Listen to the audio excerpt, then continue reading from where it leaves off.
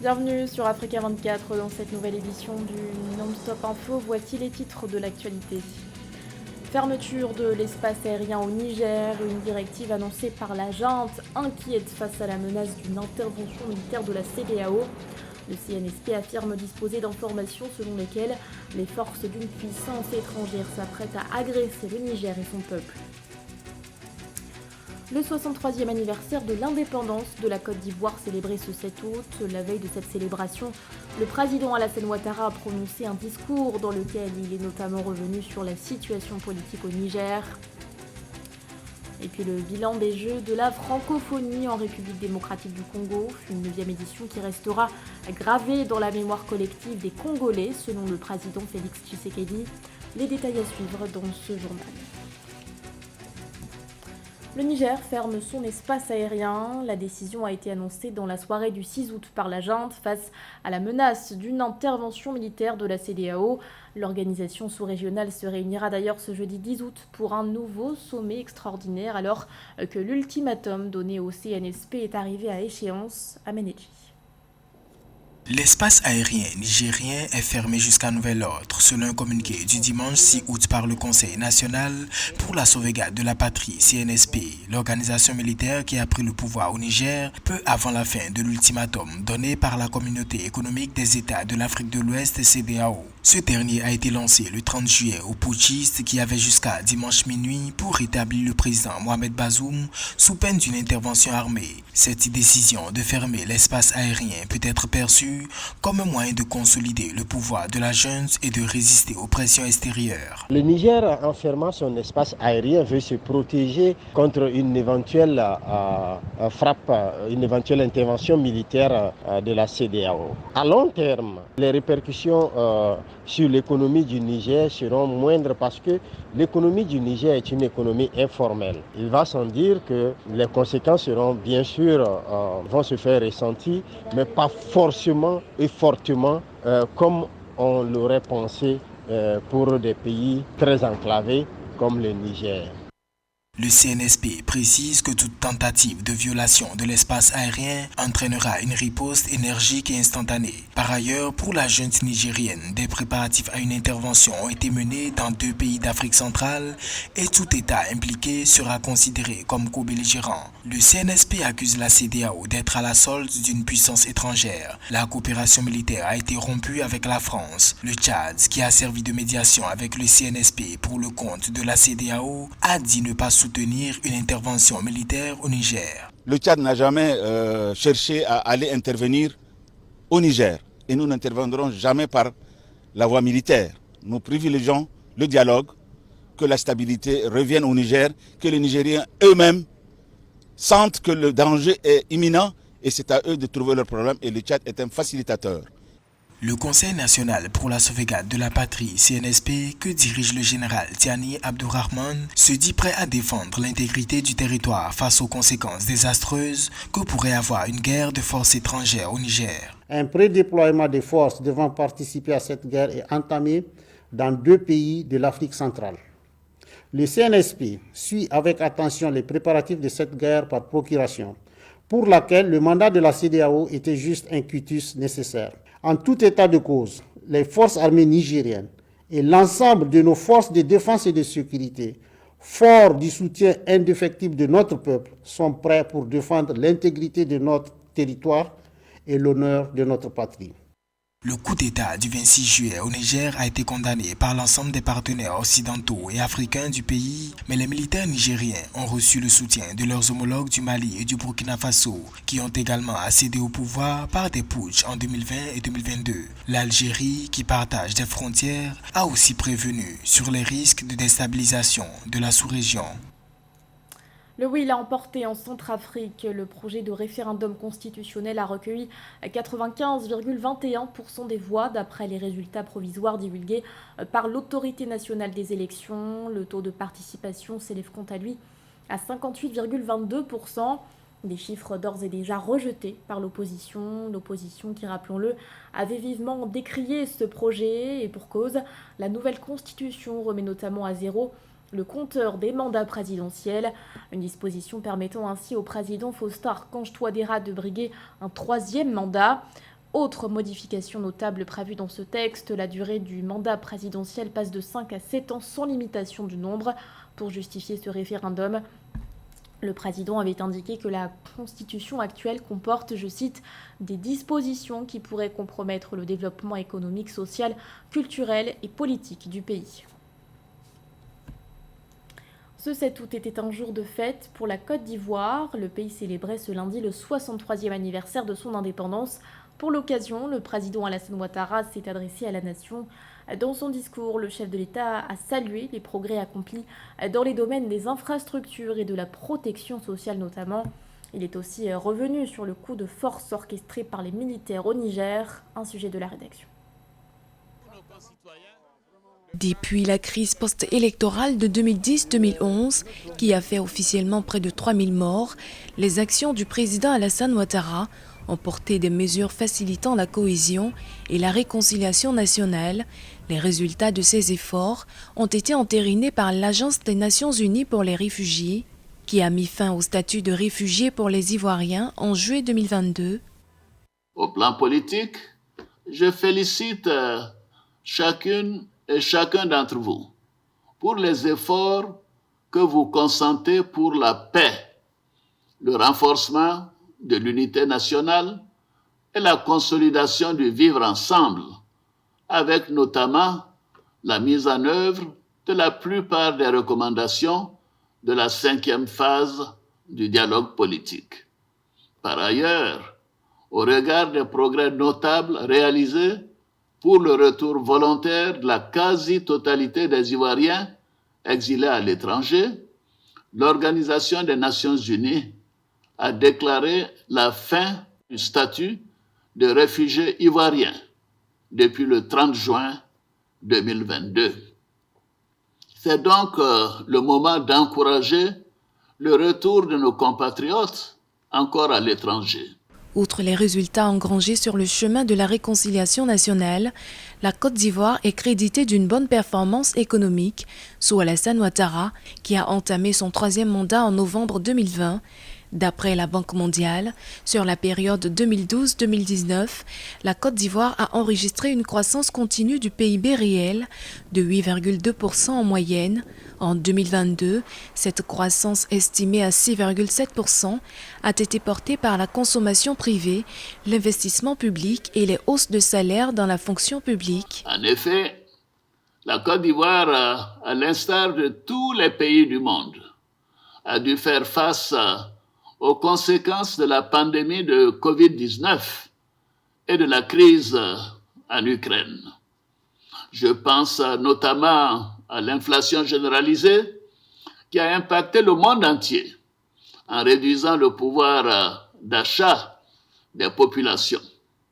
Face à cette situation, nous avons fait le choix d'être aux côtés de chacune et de chacun d'entre vous, en luttant contre la cherté de la vie, pour contenir le taux d'inflation dans notre pays à un niveau parmi les plus faibles dans le monde.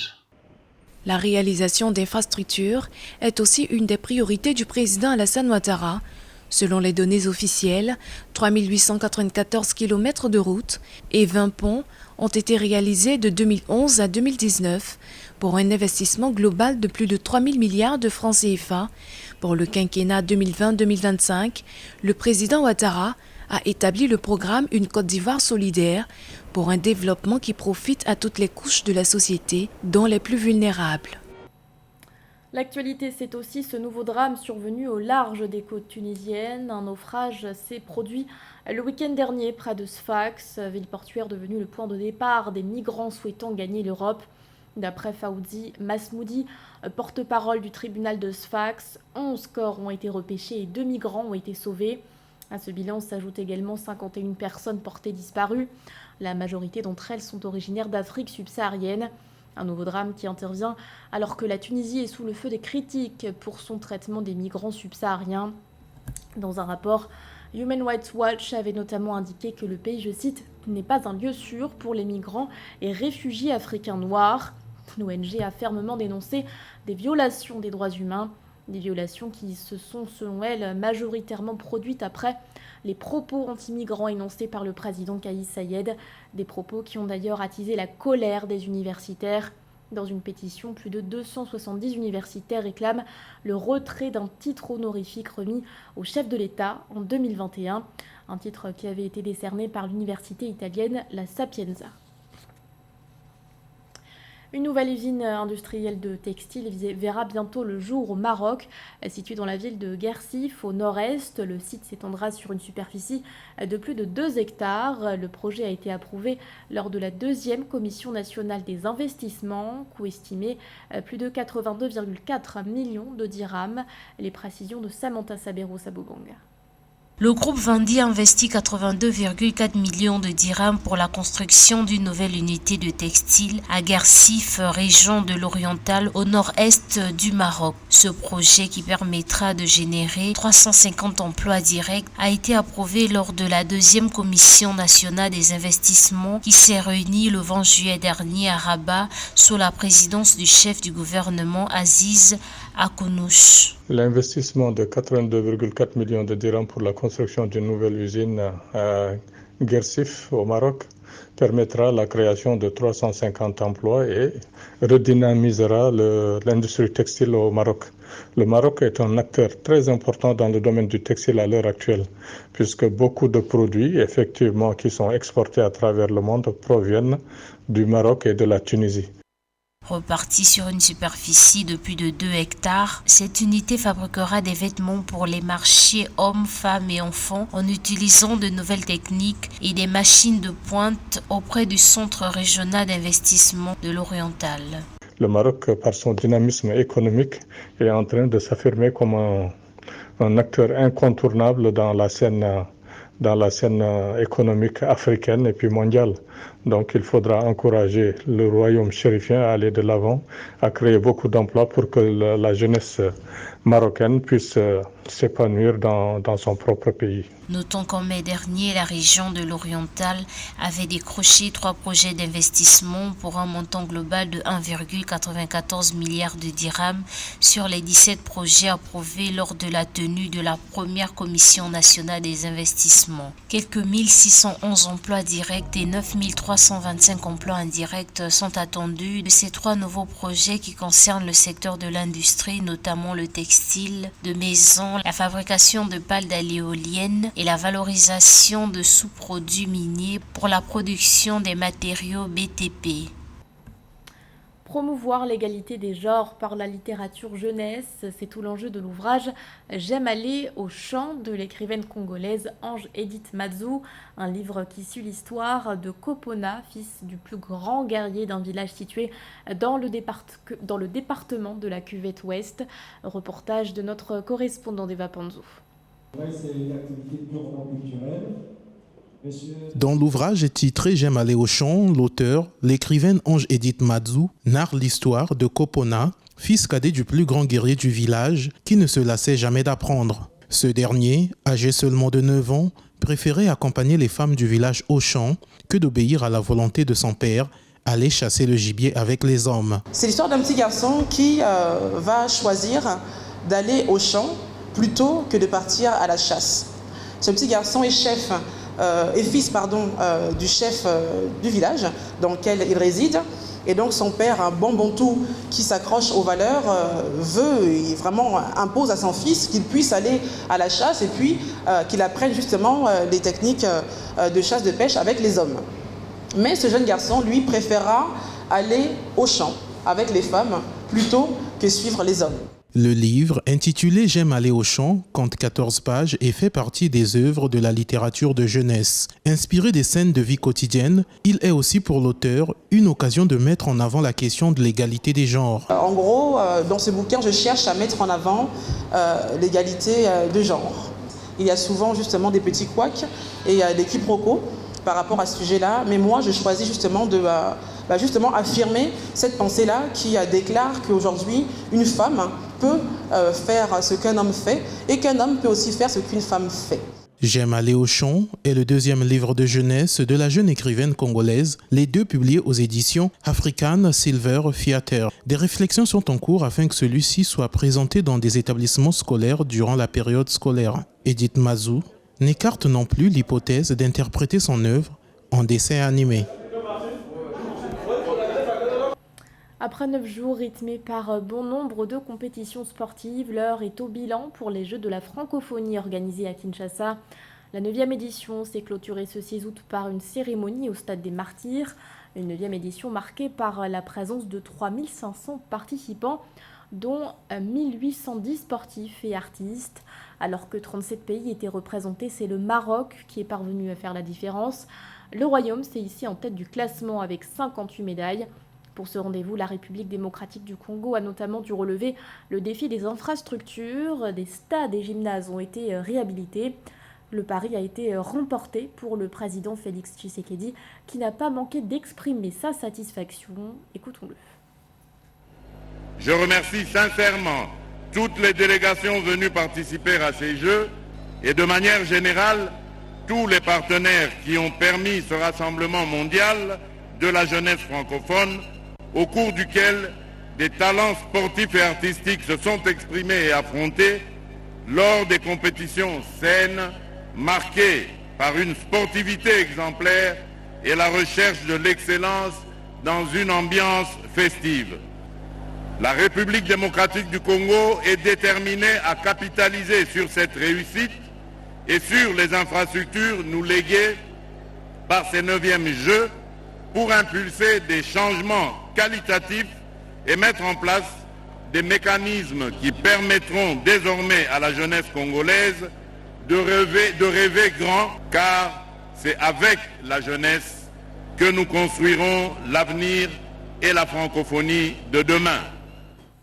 C'était le journal de la rédaction. Merci de votre fidélité. L'actualité continue sur Africa 24.